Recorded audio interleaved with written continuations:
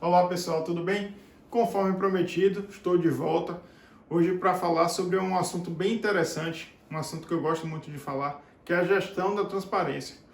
A gente vai falar hoje sobre história, a gente também vai falar sobre valores e evolução tecnológica, tá? Nessa primeira aula vai ser bem curtinha, a gente vai tratar dos termos introdutórios e eu espero que vocês gostem bastante, dê o feedback, se inscreva no canal.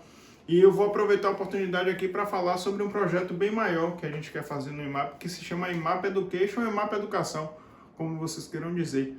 Obviamente ainda não temos uma plataforma, o tempo não foi suficiente para assim fazer, mas vocês terão mais novidades no futuro. E eu vou aproveitar para deixar aqui uma frase que eu gosto muito de Napoleão Hill, que ele diz que toda adversidade ela traz uma vantagem compatível e equivalente. Então é isso que a gente está fazendo agora. A gente está aproveitando esse período de quarentena para se capacitar, atualizar, né, nossa base de dados aqui e passar todas essas informações de forma gratuita para todos vocês, tá bom? Um abraço, não esqueça de dar o feedback e a gente vai se ver muito mais.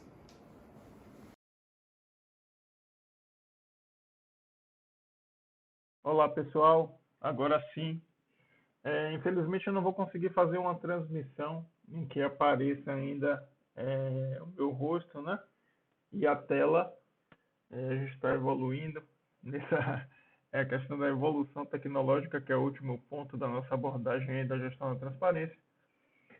Só que a gente não vai, nós não vamos esperar, né, que todas esses avanços e a ferramenta ela esteja 100% concluída para a gente começar a passar informação para vocês. Vamos aproveitar esse período para a gente estudar, a gente focar aqui no nosso propósito, que é passar conhecimento para vocês de forma gratuita.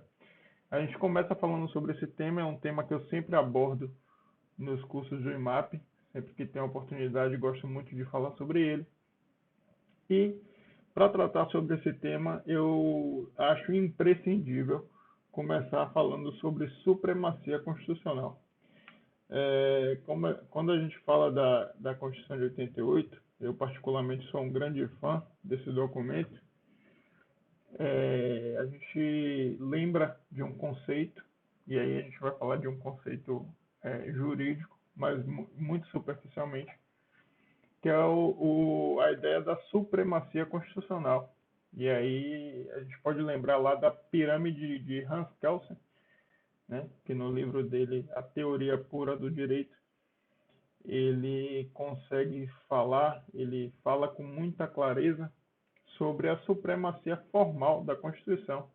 Ou seja, todas as outras normas do ordenamento jurídico, ele precisa seguir é, aí os termos ditados, né, estabelecidos pela Constituição Federal.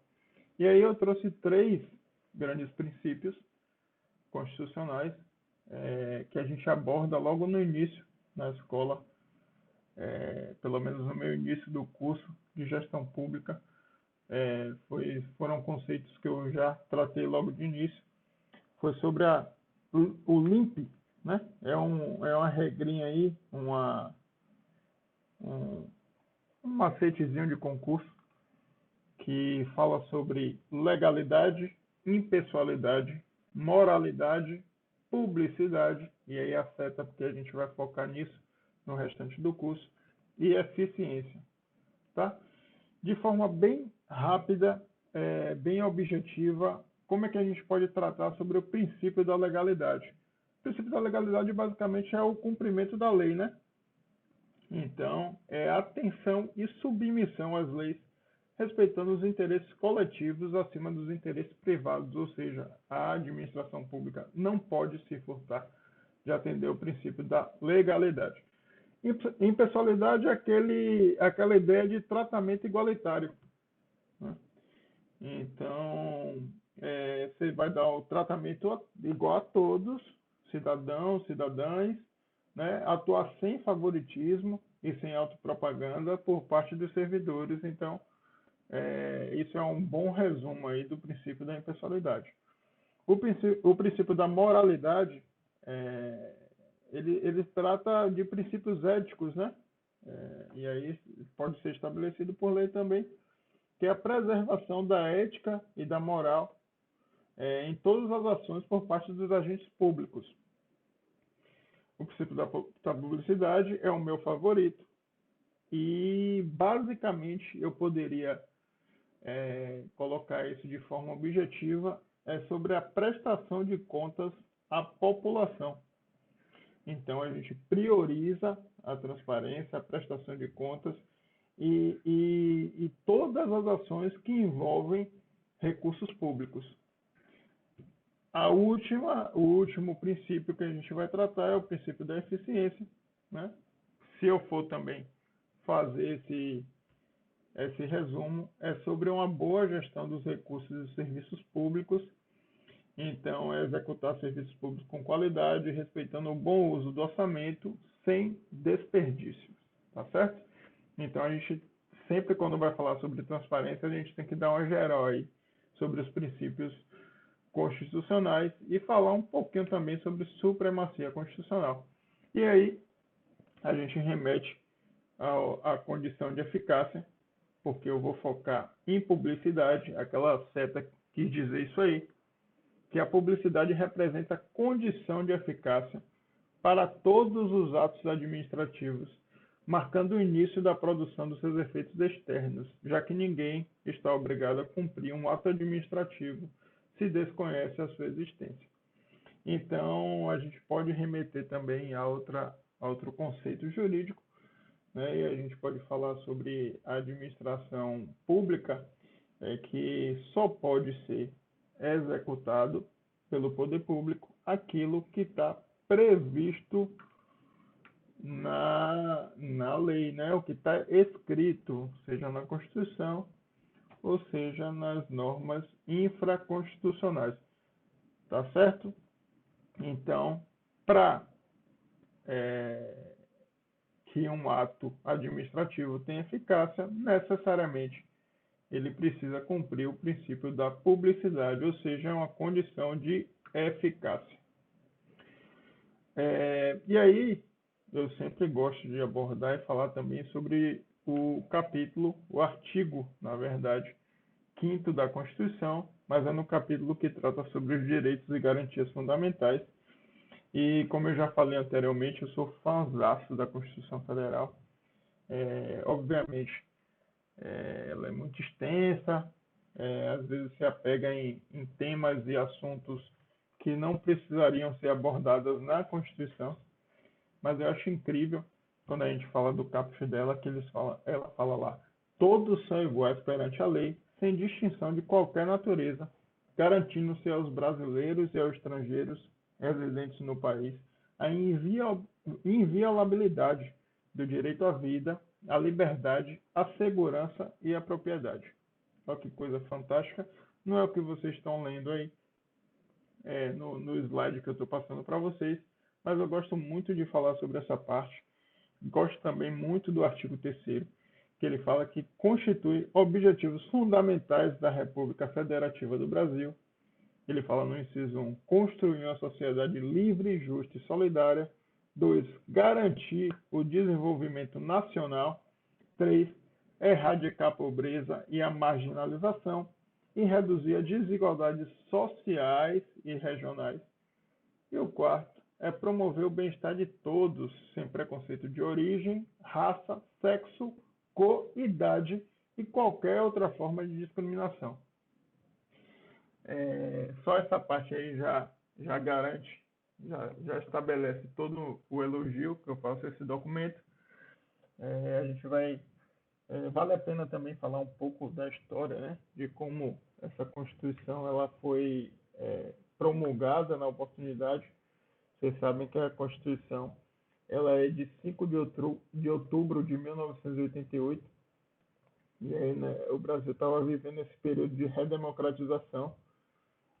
Na época, o presidente da Constituinte, né, Ulisses Guimarães, junto com o atual, na época, né, era o presidente da República, José Sarney, eles promulgaram a chamada Carta Magna, a Constituição Cidadã, que é um documento fantástico. Se você já não leu, recomendo. E vamos voltar para o nosso tema, senão eu gosto muito de conversar, a gente acaba se perdendo. E eu quero falar sobre publicidade e pulei, depois de falar de artigo 3º, pulei para o artigo 5º, quero falar do inciso 33, que diz que todos têm direito a receber dos órgãos públicos informações de seu interesse particular ou de interesse coletivo ou geral, que serão prestados no prazo da lei, sob pena de responsabilidade, ressalvados aqueles cujo sigilo seja imprescindível à segurança da sociedade e do Estado. Tá? Eu também acho importante a gente falar sobre isso, porque o número de denúncias e ações no âmbito do município tem crescido significativamente. A gente faz esse trabalho há muitos anos, vocês sabem que o IMAP tem 18 anos, e nos últimos 5 anos esse número de ações e apoio jurídico que a gente teve que dar aos municípios foi muito grande. Eu destaquei aí uma notícia e que fez uma correlação entre não uso da publicidade e sobrepreço. Pô, Diego, como assim? Como esse link foi feito?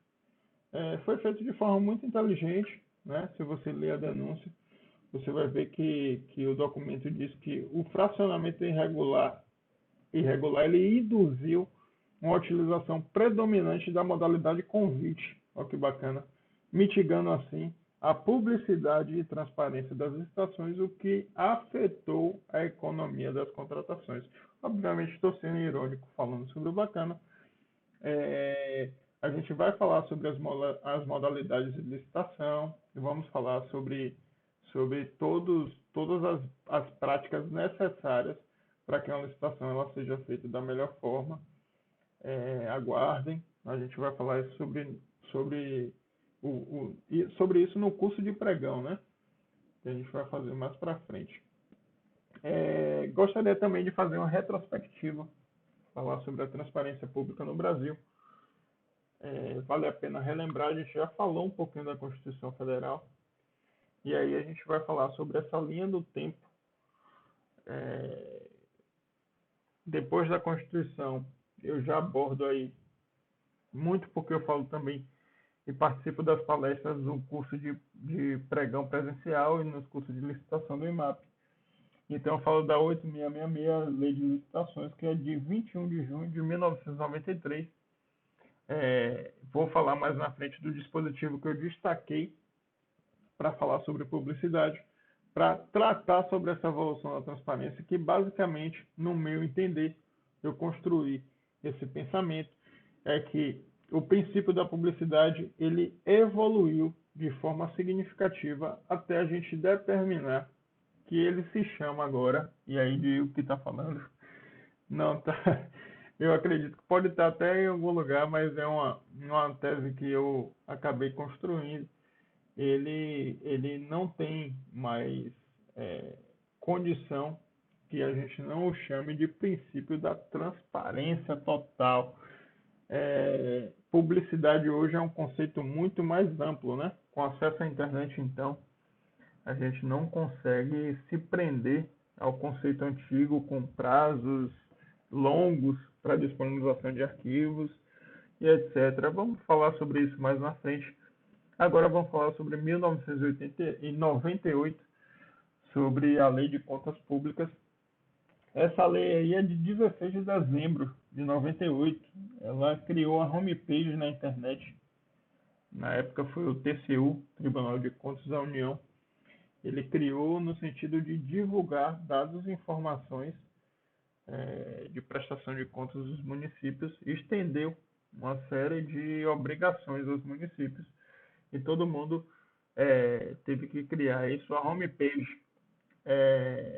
Não sei se vocês ouviram aí, meu computador me falando a hora, mas não vamos parar por isso. A Lei Complementar número 100 de 2000, aí todo mundo já conhece, a gente conversou muito sobre isso, ela saiu com a ideia de moralizar o uso do dinheiro público, importantíssimo Nos últimos anos também teve um debate muito grande sobre essa lei, uma lei muito atual, por incrível que pareça. E a gente, em 2002, a gente vai falar sobre a Lei 10.520, que é a lei do pregão. Já digo para você, vou falar abordando um trecho, um inciso, uma coisa específica para constatar que a publicidade é necessária e a gente vai trabalhando nessa linha do tempo até chegar em 2011, que é a promulgação da Lei de Acesso à Informação, que é um marco incrível aqui no Brasil. Enfim, eu sou suspeito para falar sobre o tema. Em 2009, a gente vai falar sobre a Lei de 131, né? Eu coloquei aí receita e despesa, porque ela adicionou dispositivos à Lei de Responsabilidade Fiscal, que ela é de 2000, e estabeleceu que a disponibilização dos atos lá na homepage, ele teria que ser em tempo real. Estabeleceu que no máximo 24 horas depois que qualquer receita ou despesa fosse executada, teria que estar no portal para que o cidadão fizesse o acompanhamento e controle social, que é imprescindível. E aí é um termo imprescindível para que a gente entenda um pouco mais sobre a Lei de Acesso à Informação. Pegando esses trechos, conforme prometido, eu retirei o artigo 63, fiz um recorte para mostrar para vocês que é permitido a qualquer licitante o conhecimento dos termos do contrato e do respectivo processo licitatório e a qualquer interessado a obtenção de cópia autenticada mediante o pagamento dos emolumentos devidos. Ou seja, em 93, o licitante já tinha o direito, muito antes que isso, né? A gente falou da Constituição, mas só abordando esse ponto específico, ele tem direito a ter acesso a todos os termos do contrato, de todo o processo licitatório, inclusive pode pedir cópia e só pode ser cobrado a ele um pagamento em relação aos materiais utilizados e o custo da impressão, tá? A gente vai para 98, eu destaquei o artigo 1, que fala da criação da homepage, né?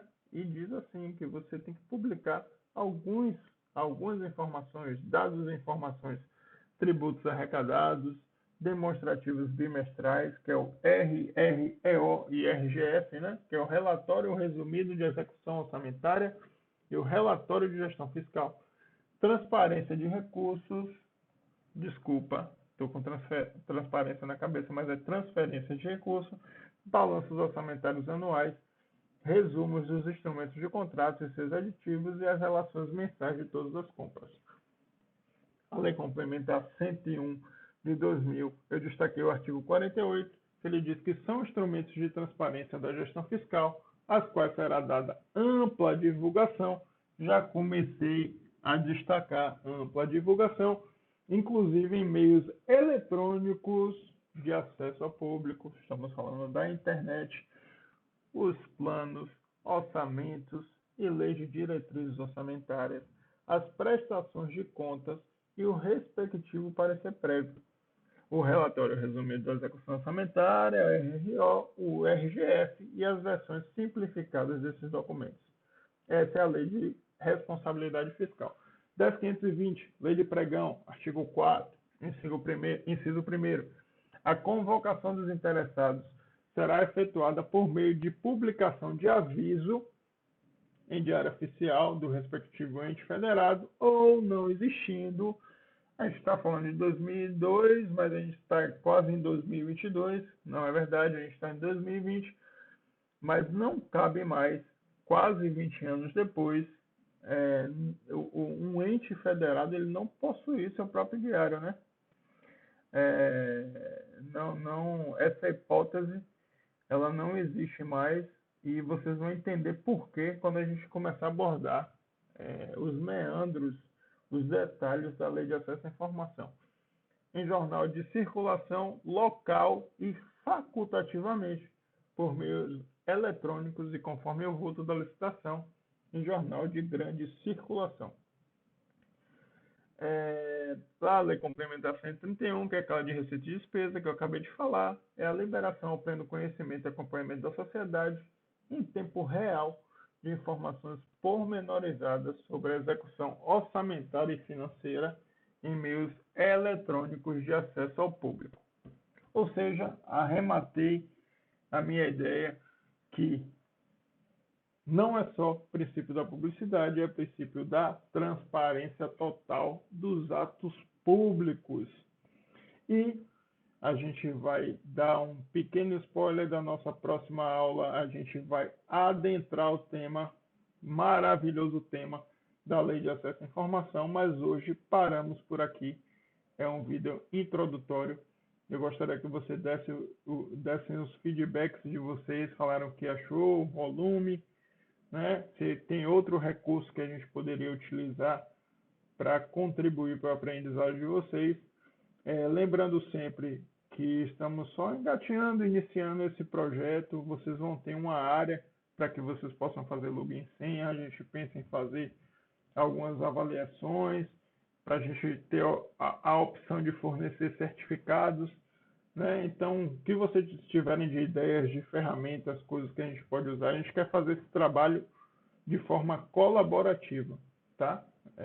O IMAP tem esse objetivo de colaborar para o desenvolvimento institucional e a gente quer fazer isso junto de vocês, servidores públicos, que são a razão do nosso existir, tá bom? Eu agradeço a todos, até a próxima aula, vou aguardar esses feedbacks e lembrando sempre, as inscrições para o Mutirão da Transparência Online, elas serão abertas no Instagram do IMAP, então acessem, sigam, @IMAP Instituto no Instagram, tá bom? Se inscreva no canal aí, porque já já tem mais aulas. Grande abraço,